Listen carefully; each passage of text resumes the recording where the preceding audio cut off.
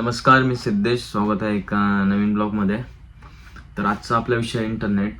आता आम्ही 6 महिने कॉन्ट्रॅक्ट असतं, कोणाला 9 महिने कॉन्ट्रॅक्ट असतं. तर पूर्ण 9चे 9 महिने किंवा 6 महिने पूर्ण शिप पोर्टलाच असेल असं नसतं. तर त्यातला निम्म्यापेक्षा जास्त टाइम हा समुद्रामध्येच जातो. रनिंग असेल, सेलिंग कुठून एका कंट्रीमधून दुसऱ्या कंट्रीमध्ये असेल, तर तेव्हा इंटरनेट कसं भेटतं. तर तुम्ही इथे बघत असाल, हा आहे सॅटेलाइट अँटिना. या सॅटेलाइट अँटिनाच्या सहारे नेटवर्क घेतलं जातं सॅटेलाइटमधून आणि ते अशा प्रकारे राउटरला पास केलं जातं आणि त्या राउटरमधून सर्वांना स्प्रेड केलं जातं, जेणेकरून सर्व यूज करत असतील.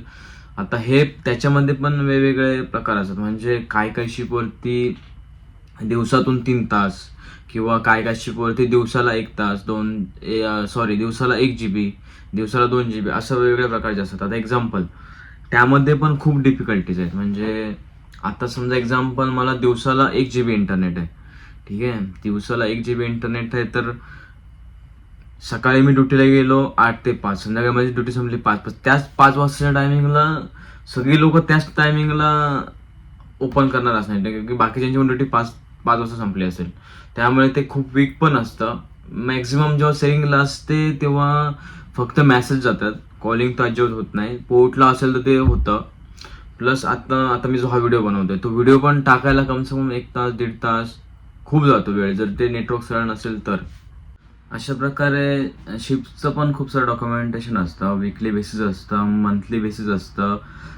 ते वेळच्या वेळी कंपनीला पण पाठवावं लागतं. सो ते सर्व मेल सिस्टीम पण वर्क करावे लागतात. त्यासाठी मॅक्झिमम शिपमध्ये हे सॅटेलाइट इंटरनेट हे असंच असतं.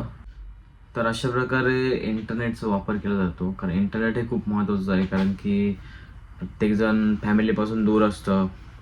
6-9 महिने बाहेर काढणं एवढी पण सोपी गोष्ट नाही आहे.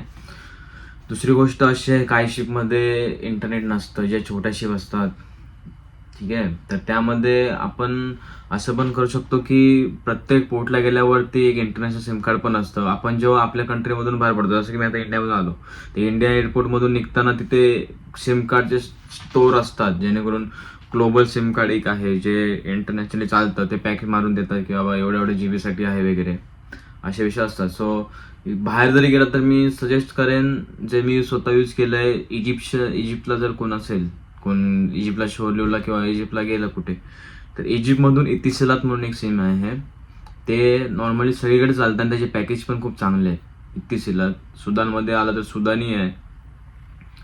असे 2-3 सिम कार्ड आहेत जे चांगल्या प्रकारे कुठे पण यूज करू शकतात. आपल्या इंडियन एअरटेल आहे. एअरटेल खूप चांगला चालतो. थोडा महाग आहे फॅक्ट, पण तो सगळीकडे चालतो. ॲज अ इमर्जन्सीला खूप चांगला आहे. सो अशा प्रकारे इंटरनेटचा वापर केला जातो. तर आजपुरती एवढंच. भेटूया पुढच्या व्हिडिओमध्ये.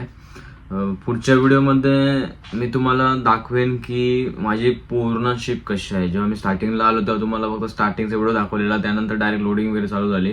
पण नॉर्मली राहण्याची जागा कशी असते, पूर्ण शिपमध्ये कसं कसं आहे, काय काय आहे, ते मी तुम्हाला दाखवणार आहे. सो हा व्हिडिओ आवडला असेल तर लाईक, शेअर आणि सबस्क्राईब नक्कीच करा, जेणेकरून मी अजून व्हिडिओ तुमच्यासाठी घेऊन येईल.